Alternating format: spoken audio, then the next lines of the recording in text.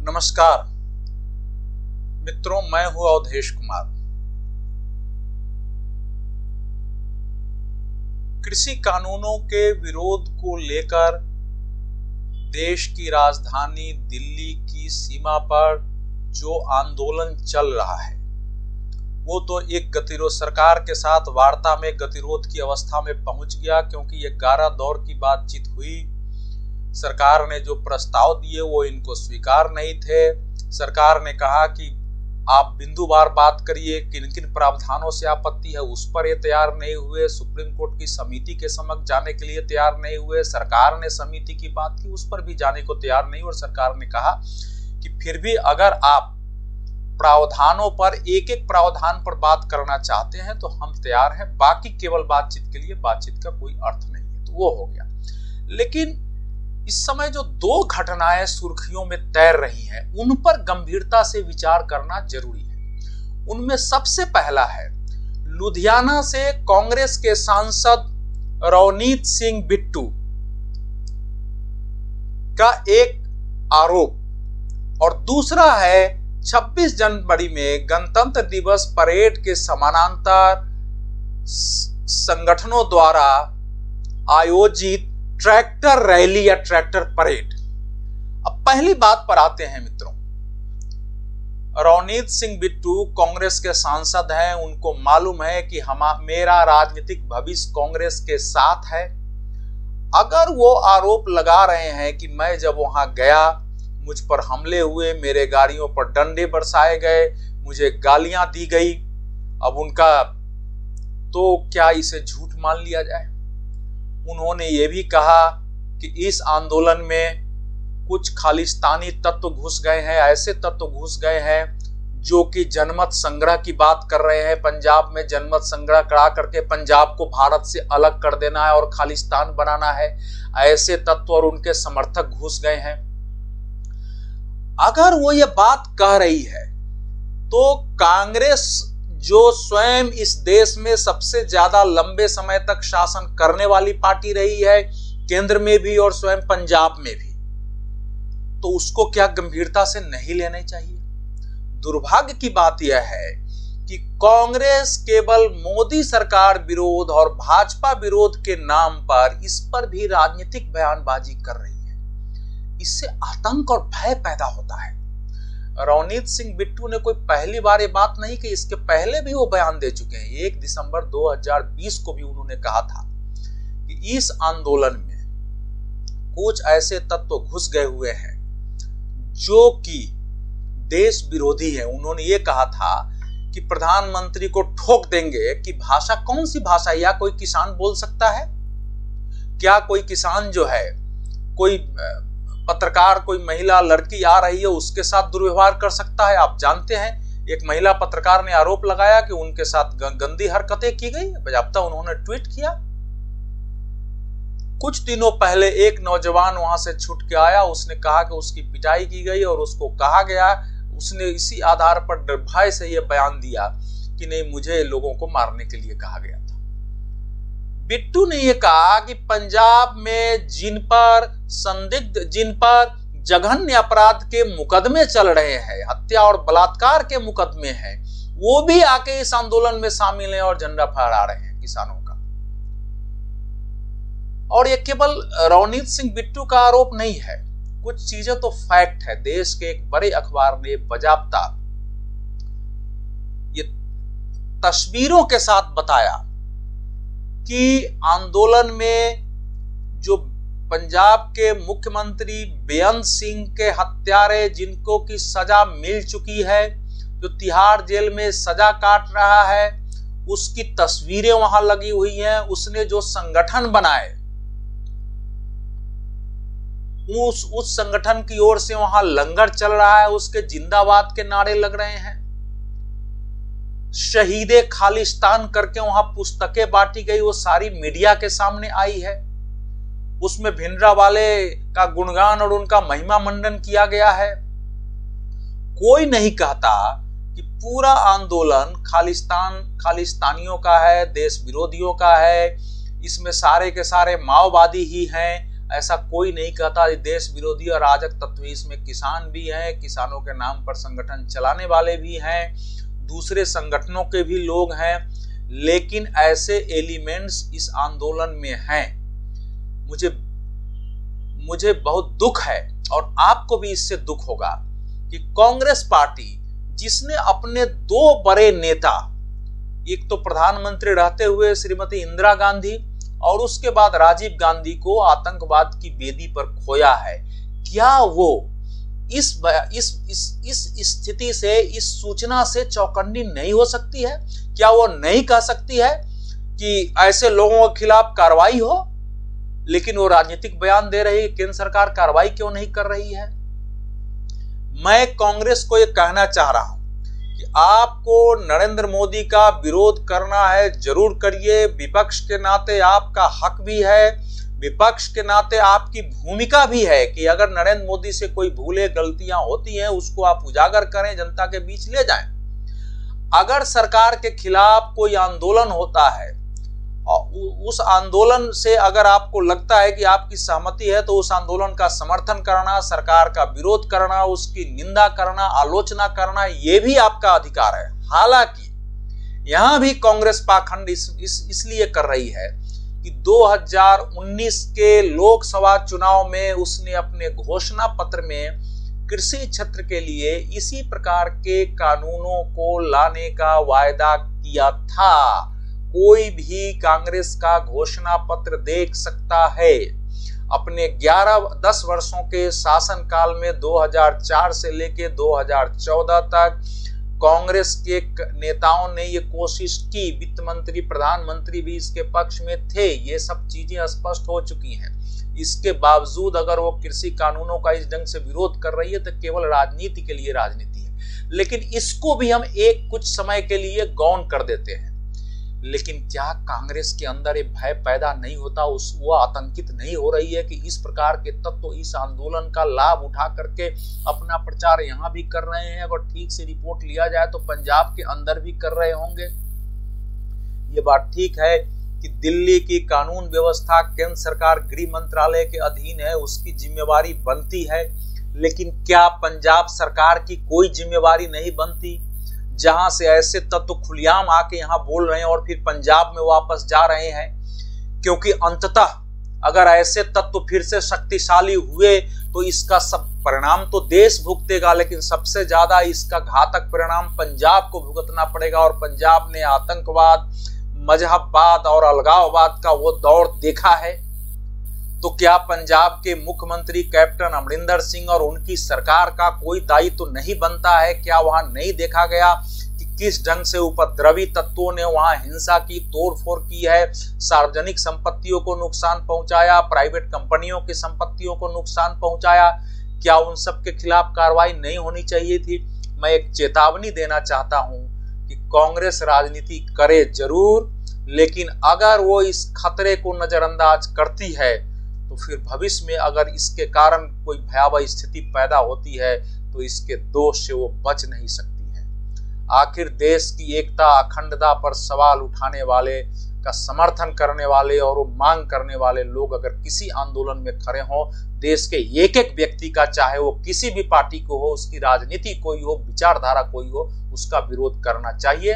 कांग्रेस को अपने सांसद की बात को गंभीरता से लेते हुए पंजाब सरकार को भी कहना चाहिए कार्रवाई करे, और केंद्र सरकार को भी कार्रवाई करने के लिए दबाव बनाना चाहिए और उसमें साथ देना चाहिए। ये नहीं कि किसी को नोटिस एनआईए का चला जाए तो आप प्रश्न उठाना शुरू कर दीजिए, क्योंकि ये साफ देखा गया है कि दुनिया के स्तर पर जो खालिस्तान समर्थक बल हैं वो इस आंदोलन को खुलेआम समर्थन कर रहे हैं। मैं ये मानता हूं कि आंदोलनकारियों का उन पर कोई नियंत्रण नहीं हो सकता है, लेकिन ये आंदोलनकारी उनसे अपने को अलग करने का बयान तो जारी कर सकते थे। मीडिया में अभी तक एक बयान नहीं आया है। कनाडा से, लंदन में, अमेरिका में, कई देशों में जिस ढंग से प्रदर्शन हुए, खालिस्तान के झंडे लहराए गए, क्या उन सब के नजर में नहीं आया होगा? उसकी निंदा करना पंजाब के किसान संगठनों का दायित्व है या नहीं है?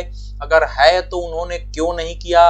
वहां से जो चंदे वसूल के आ रहे हैं वो कोई छिपे हुए तथ्य नहीं है, यहाँ भी लोग स्वीकार कर रहे हैं। क्योंकि जो पंजाब के लोग हैं, जो हमारे सिख भाई हैं, उनके अपने पारिवारिक निजी रिश्ते हैं, परिवार के लोग बाहर हैं, आंदोलन हो रहा है, तो वो वहां से पैसे भी भेजेंगे, उनका समर्थन करेंगे, उनमें कहीं कोई आपत्ति नहीं है। लेकिन अगर Khalistani force, Sikh for youth justice जैसे संगठन, खालिस्तान कमांडो फोर्स जैसे संगठन, खालिस्तान और अलग अलग खालिस्तान के नाम पर बने हुए संगठन सक्रिय हैं, तो उनका विरोध करना चाहिए। जो नहीं हो रहा है ये दुर्भाग्यपूर्ण है। अब दूसरी घटना पर है, मैं ये जानना चाह रहा हूं और आपको ये सोचना चाहिए कि आखिर ये जो संगठन किसानों के नाम पर जो आंदोलन कर रहे हैं, ये ट्रैक्टर रैली 26 जनवरी को निकाल कर क्या लक्ष्य पाना चाहते हैं? ये कृषि कानून के विरोध में है।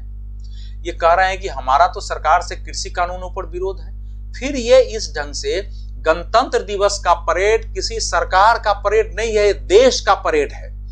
इसमें भारत अपनी संपूर्ण शक्ति, अपनी प्रतिभा, अपनी सांस्कृतिक विविधता, अपनी सामाजिक राष्ट्रीय एकता, अखंडता सबका प्रदर्शन करती है, अपनी वैज्ञानिक उपलब्धियों का प्रदर्शन करती है। तो ये सेना का भी है, अर्धसैनिक बल, हमारे पुलिस के जवान, अलग अलग राज्यों की झांकियां, वहां की संस्कृतियां, अलग अलग संस्थानों के द्वारा किए गए उल्लेखनीय कार्य, वैज्ञानिक संस्थानों, वैज्ञानिकों के द्वारा किए गए कार्य, हमारा रक्षा सामर्थ्य, हमारा आर्थिक सामर्थ्य, हमारा जनसांख्यिकीय सामर्थ्य, इन सब का व्यापक स्तर पर इसमें प्रदर्शन होता है और दुनिया में भारत के बारे में एक छवि बनती है। इसलिए कोई भी व्यक्ति, मेरे जैसा व्यक्ति, 26 जनवरी के दिन गणतंत्र दिवस के समानांतर कोई भी परेड या रैली लाने की कल्पना कर ही नहीं सकता। विरोध करने के अनेक तरीके हो सकते थे। दूसरी बात, इसलिए ये सोचना पड़ रहा है कि ये कौन सी शक्तियां हैं जो इस प्रकार के विचार किसानों के मन में, किसान संगठन चलाने वाले नेताओं के मन में भरती हैं और उनको अमल में लाने के लिए अंतिम समय तक जो है ऐसा माहौल बनाए रखती है कि कोई इससे पीछे नहीं हो। ये कौन सी शक्तियां हैं?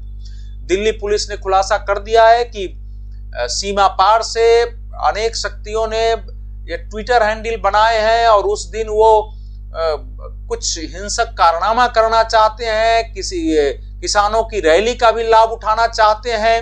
अगर कुछ हो गया तो क्या इस धरना के, प्रदर्शन के, आंदोलन के प्रायोजक लोग, आयोजक लोग इसकी जिम्मेवारी अपने सिर लेंगे कि फिर वो पुलिस पर ही जिम्मेवारी जाएगी? पुलिस ने तो हाथ जोड़ा, पैर जोड़ा कि आप मत करिए। सरकार ने उनसे निवेदन किया कि आप 26 जनवरी को रैली मत निकालिए। अब रैली 3 जगह से निकल रही है।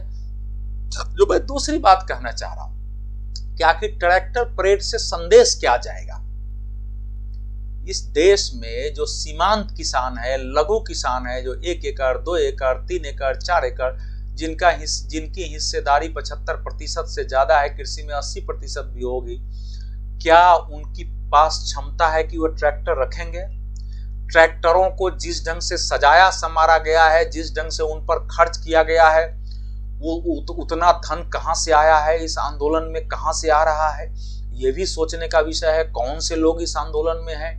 आपको किससे लड़ाई लड़नी है कि आप बख्तरबंद जैसे अपनी गाड़ियों को चेंज करवा रहे हैं? आप इस ढंग से कर रहे हैं कि उस पर किसी साधारण जो है चोट का असर नहीं हो।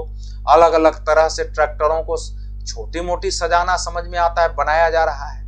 तो जाहिर है कि इसके पीछे निश्चित रूप से ऐसी शक्तियां हैं जिनका उद्देश्य कृषि कानूनों के विरोध के आवरण में कुछ और लक्ष्य हासिल करना है। और हमारे वास्तविक किसान संगठन और वास्तविक किसान उनके हथियार बन रहे हैं, उनके प्रति सचेत होना चाहिए। अब मैं एक बात और पूछना चाह रहा हूं। ये कह रहे हैं, पहले मांग होती थी कि भाई कृषि क्षेत्र में निवेश कराना है तो जैसे उद्योगों के क्षेत्र में निजी कंपनियां आई हैं वैसे कृषि के क्षेत्र में भी दिया जाए। बहुत मांग थी, देवीलाल जी मांग करते थे, चौधरी चरण सिंह जी की भी मांग थी और बाकी अनेक किसान संगठनों की मांग थी। इस समय ठीक उलट गया है। लेकिन मैं ये पूछ रहा हूं कि आप कह रहे हो कि हमको निजी कंपनियां नहीं चाहिए, ये ट्रैक्टर जो आप निकाल रहे हैं वो किस कंपनी का है? सरकारी कंपनी एचएमटी के उसमें कितने ट्रैक्टर हैं? वो सारे ट्रैक्टर, ज्यादातर ट्रैक्टर या हो सकता है सारे ट्रैक्टर उन्हीं प्राइवेट कंपनियों का हो जिन प्राइवेट कंपनियों का आप विरोध कर रहे हो।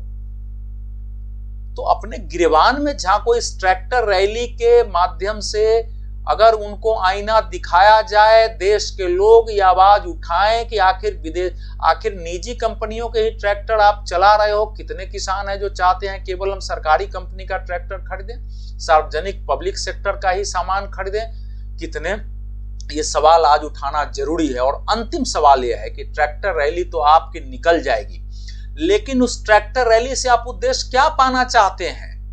भाई सरकार ने तो ऐसे कॉग्निजेंस लिया, आपसे बातचीत की, आपको ऑफर दिया, सारे आपको प्रस्ताव दिए, जो आपने आपत्तियां उठाई थी उन पर संशोधन करने की बात की, स्पष्टीकरण भी दिया, फिर भी आप नहीं मानते हैं तो समिति बना लीजिए जिसमें आपके भी लोग रहें, एक रास्ता निकालिए। लेकिन हम ट्रैक्टर रैली निकालेंगे, हम परेड के समानांतर निकालेंगे, फिर नहीं हम तो देशभक्त है। भाई मैं किसी को भी, भाई भारत में जो लोग रह रहे हैं, जो भारतीय हैं, जो चाहे वो किसान हो, जवान हो, वैज्ञानिक हो, वो भारत विरोधी कैसे हो सकता है? लेकिन हम कुछ ऐसे काम कर जाते हैं जो भारत का विरोध आपको नहीं लगता, लेकिन कहीं कहीं वो देश की छवि को नुकसान पहुंचा देता है। और फिर कुछ लोग उसको भारत विरोधी कहते हैं, तो आप उसको गलत कैसे कह सकते हैं? मैं वास्तविक किसान संगठनों, वास्तविक किसानों, वास्तविक किसान नेताओं से हाथ जोड़ के अपील करूंगा कि अपने रवैये पर पुनर्विचार करिए। मैं कांग्रेस से भी अपील करूंगा और विपक्षी पार्टियों से कि आप सरकार का विरोध करिए, लेकिन देश विरोधी ताकतें अगर इसमें कहीं दिख रही है या अपराधी और उपद्रवी तत्व दिखते हैं, उनके बारे में आपके लोग कोई बयान देते हैं, पुलिस कोई बयान देती है, उसको गंभीरता से लीजिए और उसमें एक साथ खड़े होइए उनके खिलाफ। और आप सबसे, जो देश के नागरिक हैं, जो विवेकशील लोग हैं, जो जागरूक लोग हैं, जिनकी कुछ प्रभाव है, जिनका नहीं है, जो जहां है वहां से ये सवाल उठाए कि भाई ये देश विरोधी तत्व तो इसमें कैसे आ रहे हैं। वो ये सवाल उठाएं कि ये ट्रैक्टर रैली निकाल कर क्या पाया आपने। उनसे ये सवाल उठाए कि ट्रैक्टर रैली निकलवाने वाले और इस आंदोलन को हर हाल में जारी रखने वाले, किसी तरह समझौता न होने देने वाले ये कौन लोग हैं, ये सवाल उठाएं। और मैं इस पर चाहता हूं कि आप सब लोग बहस करें। धन्यवाद, नमस्कार मित्रों। मेरा चैनल धीरे धीरे फिर से मैं सक्रिय हो रहा हूं। अपने स्वास्थ्य के प्रति जागरूक रहते हुए, अपने बीमारी को ठीक करने की कोशिश करते हुए, सब कुछ करते हुए अपना स्वास्थ्य धीरे धीरे पूरी तरह काम करने लायक हो, इसके लिए सारा प्रयास करते हुए भी मैं आप सबके समक्ष बीच बीच में आता रहूंगा। आपसे अनुरोध है कि चैनल को सब्सक्राइब करिए, इस पर सक्रिय हुए ताकि मैं ज्यादा से ज्यादा लोगों से संवाद कर सकूं। धन्यवाद।